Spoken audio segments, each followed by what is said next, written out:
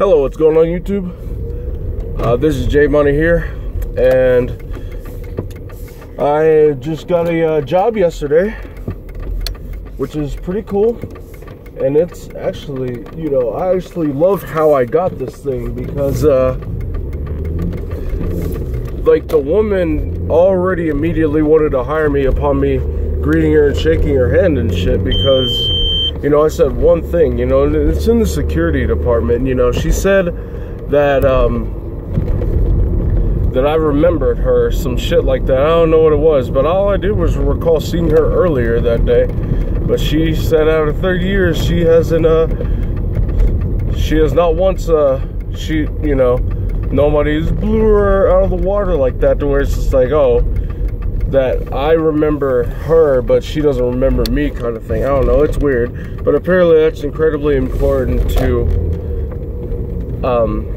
details regarding security. But anyway, I wanted to make this video, now, I was going to do some, wind up combos and stuff like that. That was the plan. Wind up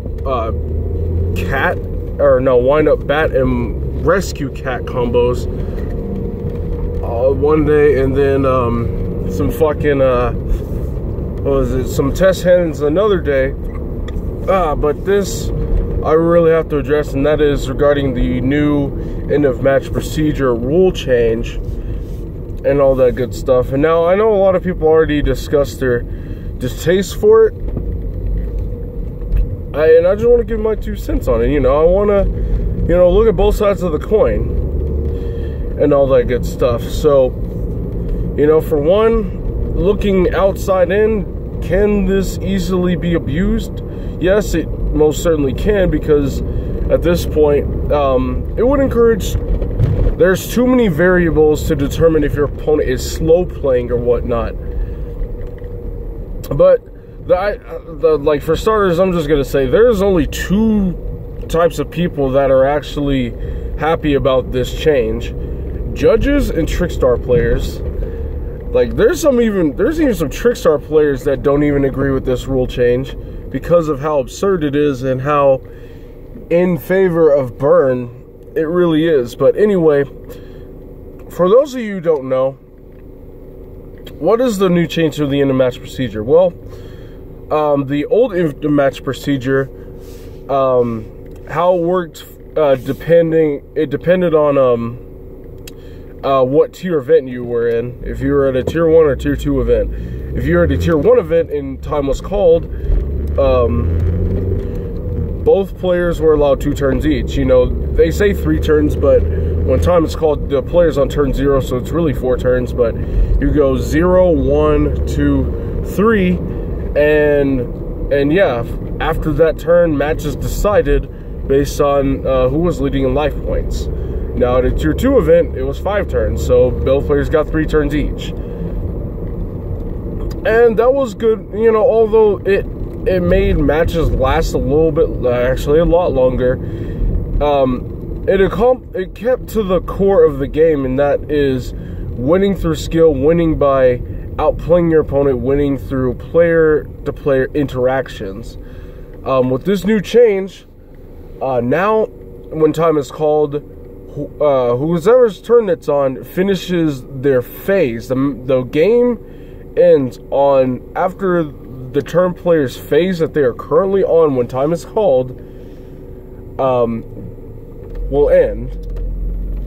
And that may not sound at all too bad, but the problem with that is a lot more people are going to be watching the clock. And I know this because there are a lot of players that I've came in contact with, for instance, in Salt Lake City, to where they will do whatever it takes to cheese a win, including getting somebody disqualified. It's much harder to tell if your opponent is intentionally slow playing because, when you're in time, the pressure's already on, but then again, there is no time anymore. You're not playing out turns under pressure because you don't get a turn anymore. You get phases now. So, with that being said, there's too many freaking variables. There's too many variables. The judges are going to be called like 10 times as much because so many more people are going to be accused of slow playing. I guarantee it. You know, there's going to be a lot more aggression. There's going to be a lot more of all that stuff because, you know, players will try to, you know, stretch out their turn as much as possible. If they're not playing tricksters, it's like, well, I can sit here, if I can look at the clock, if I have 2 minutes left, I can sit here and read my cards over and over again and read my opponent's cards and look back and forth just to, you know, check, you know, to make sure that I'm not misplaying or I'm making the best play possible. Oh, this time in the round, activate Ukazi for my hand, pass turn, good game, and all that good stuff. See, it's shit like that to where it's just like, things can be easily exploitable for multiple different instances. Like, you know, again, like, I agreed with, you know, the prior match procedures because it actually allowed player interactions and it allowed a gap to be widened. You know, by the time it's turn 3, like, you should already be able to tell who's the clear and concise winner. Like, sometimes you need to activate Soul Charge to get the advantage over your opponent, you know, regarding overwhelming card advantage. That is something that's important. That's what secures game states, you know. I'm playing World Chalice. I want to resolve Venus to get 3 monsters on the board to be able to make some sort of resistance, to make some sort of plays to, you know, essentially, you know, get to where I need to go. But if time is called, my opponent doesn't have to do a single thing. He can just end this turn and that's it. See, this is why I do not like the whole deal with life points being the determining factor for end of match procedures, because at that point, clear card advantage does not matter. Like, this is why I always get screwed in time, because it's always either I'm up game 1, but game 2, my opponent is leaving in life points and we fail to finish the game because I'm playing a deck like Tricksters or playing against a deck like Tricksters or True Dracos or now Altergeist. Those are the 3 decks we have to look out for now, because those are the decks that are going to severely slow down the game state. They're going to slow down the game state. They were meant to do that, and so most decks go into time involving at least one of those decks. Every time I went into time, it was always against Trickstars or True Dracos, because you're restricted on certain actions, whether it be Dracos through Floodgates, Trickstars through burning, and, you know, you don't want to perform more actions or else your life points will go down to 0, and things of that matter. And so you'll have to, you know, not play as much and slow your plays down because of how their decks function. And so when you're always going into time against those decks, and sometimes it takes more than like a turn to, you know, establish, you know, have some sort of counter strategy in place. And, you know, sometimes these strategies take time to actually implement, especially when you are playing against those decks that are restricting your movements. You know, you could be ready to go for a game, but you need like 2 turns left and like 1 more monster in hand. I don't know, but it just, okay, make a right turn. But anyway, I see a lot of stalling. I see a lot more burn that's going to be sided. It's like, if you weren't already like playing Cowboy in your extra deck, that's going to go back in the extra deck. I see people side decking things like Ukazis and shit. Ukazis, just to, in case time is called, they can play Ukazi and deal some damage. And then me over here, having to counter side Poison to the Old Man against my opponent's Ukazi, just in case, you know, he thinks he can cheese me and be safe to end his turn. And there's like 10 seconds on the clock left. I'd have to counter side some shit like Poison to the Old Man for that, or some like licorice bullshit. Like, it's like you shouldn't have to do shit like that. It's so dumb. Like, I don't understand what they were thinking by implementing this rule. Again, I know that tournaments would last sometimes. Sometimes people wouldn't even leave until about 1 o'clock in the morning, but this also compromises actual gameplay. Gameplay has been compromised simply for the fact that, you know, of saving time. Like, you save time, sure, but you compromise the integrity, the dual integrity of a lot of players. And, you know, this could ultimately end up leading to more players getting suspended because they get nailed for slow play. Because, you know, a ruling like this, you know, promotes it. It promotes slow play. It promotes taking your time for turns, you know, to make sure you're doing your plays carefully, simply because the phase, the match will end on the phase and not the turn. You know, the reason why this is bad is, especially for Game 3, people are going to scoop a lot more games too. Like, this rule literally puts so much more emphasis on Game 1. It's not even funny, because it's like Game 1 is going to determine the match. If you lose Game 1, you're fighting the absolute biggest uphill battle, especially if you're playing against Altergeist, Tricksters, or True Dracos.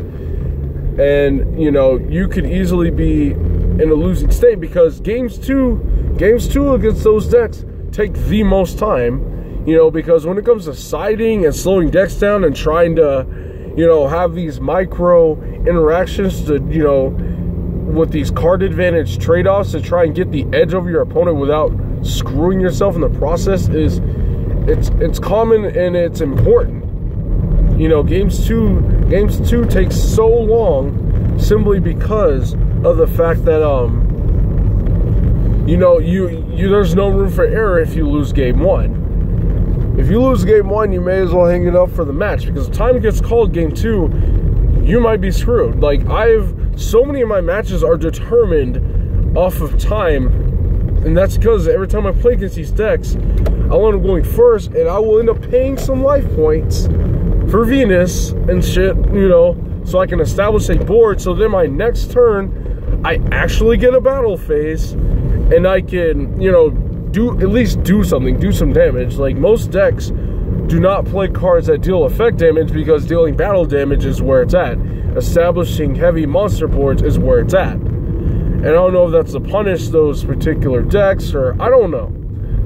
But all I know is, at the very least, match procedures should end at the end of the turn rather than the phase, because again, or at least until after the battle phase, at least, you know, allow both players to have a battle phase to determine, you know, a game. That would be a lot more fair, and, you know, because it wouldn't be fair if the player going first just hit in the time, and then, you know, they couldn't do any damage, the opponent couldn't do any damage. That just promotes a lot more draws. That just will inevitably, indirectly create more draws. You know, that's what we don't want. We don't want more draws. Like, what does that say about a game if, like, okay, if more people draw than win because more people decide, oh, it's better to play Trickstars because of the new rule change, like, what does that look like in a tier 2 event? When, you know, let's say a regional of 350 people, and about 107 of those players ended the match in a draw. What does that say? Like, it either says something about the company, you know, about the policy itself, or it says something about the players, you know, abusing and exploiting said policy because of all the variables that you have to take into account. Like, judges have to be called. Now we have to depend on the judge's judgment to determine for themselves if your opponent is slow playing, even though, you know, he hasn't been watching your match for, you know, for the duration of the match. So it's like, oh, I have gotten accustomed to my opponent's play style. I know they play really fast because they know what, you know, they know their deck in and out, and things like that. Then it gets close to time and you notice that they're playing significantly slower, myself included. I wouldn't do it because that's fucked up, and I always believe in playing fair, and I naturally play really, really fast because I know exactly what I'm doing, and I play fast so I can shave time so I don't have to go into time as much and such. But you know, then you calling a judge on your opponent game 3, and he's over here trying to make his best judgment possible as to whether or not your opponent is slow playing when he hasn't, you know, seen, you know, how your opponent has been playing game 1 and game 2. It's just, it's too many variables to determine, and it's so easily swayed in the quote-unquote slow player's favor, or the Trickstar, or the stall. Like, any deck that's just control-based has gotten a boost from this. Like, you literally can lose matches now from playing Upstart Goblin. Like, I mean, yeah, you technically could have before the rule change, but it was much harder to lose because you had turns, you know, you had room to actually interact and do some damage. You can now lose matches by playing Upstart Goblin a lot more easily. You can lose matches by playing Solemn Strike. You can literally lose a match to a deck that doesn't play any burn cards but decided to stall out their main phase 1 and activate Ukazi right before time is called. And oh well, that's that. So yeah, I activate Ukazi, so I win. But that I don't know how I feel about this. Actually, I don't like this at all. And again, like, literally the only people who like it are judges and trickster players. And again, I'm all for judges, you know, getting a break. I'm not for overworking people and shit, you know. I'm not all about that, you know. I know some people will stay until about 1 o'clock in the morning for tournaments because matches take way too damn long. There have actually been some fucking rounds of regionals and YCSs that I've been in where after time, matches are still taking as long as actual round times. So I understand, but it compromises so much gameplay and it promotes a lot less skilled play because, like, you have this dynamic in the game to where a lot more people will win games that they shouldn't win, or a lot more people will lose games that they shouldn't lose. And it's clear that, hey, if you look at one side of the board to the other, this guy clearly has the advantage. He's clearly has game, but, well, no, life points. That's what, you know, determines it. Not, you know, like, it would be much better if the opponent, like, it would be much better if the judges can just, if matches are determined by the judge, if the judge can just sit here and just, you know, if you call a judge over because time is called and you go and look at the whole game board itself and you look at one opponent who has things like me where I have Archer Christie on the board, Trigate on the board, that's triple Colinx, Gamma Seal on board, like a Nightmare Griffin on board, and my opponent just has some average cards. Like, you should be able to look at that and tell, yeah, this guy has it. Like, you're not winning, so he's gonna win. But no, life points is what matters. Like, life points is never supposed to matter unless it hits 0. But now that's changed because, you know, now you're getting punished for playing Soul Charge, for establishing card advantage. You'll lose for playing Solemn Strike now, for stopping your opponent's monster effect that would ultimately put them in the driver's seat and win them the game anyway. So yeah, it's like, it's a lose-lose for a lot of people unless you're playing decks like Altergeist, True Dracos, or Trickstars, and those decks will only be further promoted. Slow playing will be promoted, and judges will be called a hell of a lot more, and more players are going to get even more salty to the point to aggression because they know their opponents are exploiting said policies and stuff, and it's not good for anybody. There's going to be a lot more I guarantee you there's going to be a lot more suspended players because of this policy. Guaranteed. So let me know what you guys think about this. This is J Money, and I'm signing out.